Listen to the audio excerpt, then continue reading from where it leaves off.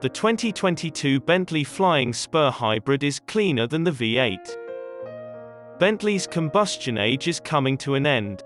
There will be plug-in hybrid versions of every model in the company's lineup by 2024, the company says. In 2025, the company will launch its first electric car.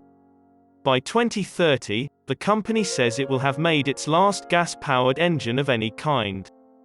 In contrast, the new Flying Spur sedan with a plug-in hybrid version is a much bigger step in this direction.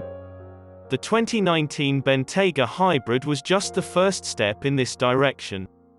Because, while the Bentayga PHEV has less power and mass than any of its stablemates, the Spur Hybrid is much closer in terms of output, weight, and performance to the existing V8. Because the Spur shares its main design with the Panamera rather than the Cayenne, it has access to the newer 2.9-litre twin-turbo V6 and double-clutch transmission from the Panamera 4S Hybrid, which uses a pair of small turbos housed within the V of its cylinder bank to produce 410 horsepower. Power for the electrical system comes from a 134 horsepower motor that's placed between the gas engine and the 8-speed PDK transmission. The system's peak output is slightly lower than the sum of the two sides of the powertrain, but with 536 horsepower, the Flying Spur Hybrid produces only 6 horsepower less than the V8 version. The weight penalty has also been reduced. The plug-in Flying Spur weighs just 110 pounds more than its V8 sibling, according to Bentley's calculations, and the new car's official 4.1 second 0 to 60 miles per hour time is only a tenth slower. The two cars appear to be nearly identical from the outside.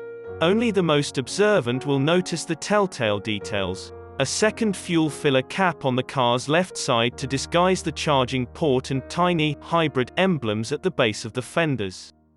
Inside, the digital dashboard has been redesigned, and there are several eco-friendly display panels for the primary touchscreen, as well as a E-mode option on the center console. Aside from that, the cabin is as nicely furnished and completed as any other Flying Spur, blending traditional design elements with a well-balanced mix of technology and utility. In a car like this, keeping traditional switchgear for heating and ventilation seems like the obvious decision.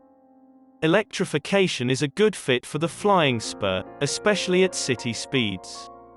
The range of the 14.1 kWh battery pack behind the back seat hasn't been officially determined, but Bentley claims it will be 25 miles under Europe's best-case WLTP certification.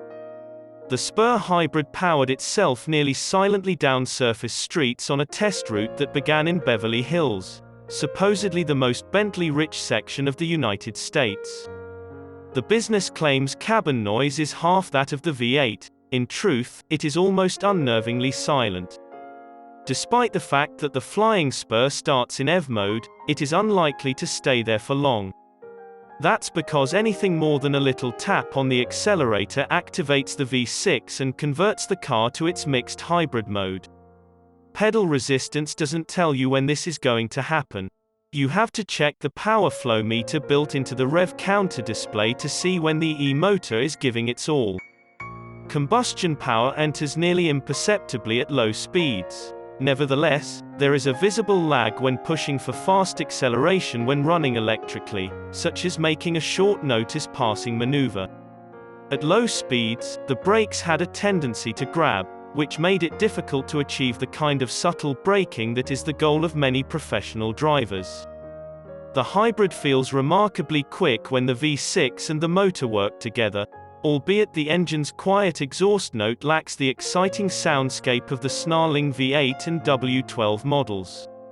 Gentler acceleration suits the car significantly better, and the absence of drama gives a clear indication of how completely electric Bentleys of the future will feel. Despite the fact that the powertrain includes a hold mode, the Spur's battery pack can't be significantly recharged through engine power. As a result, if the entire charge is consumed early in the voyage, there will be none left at the finish.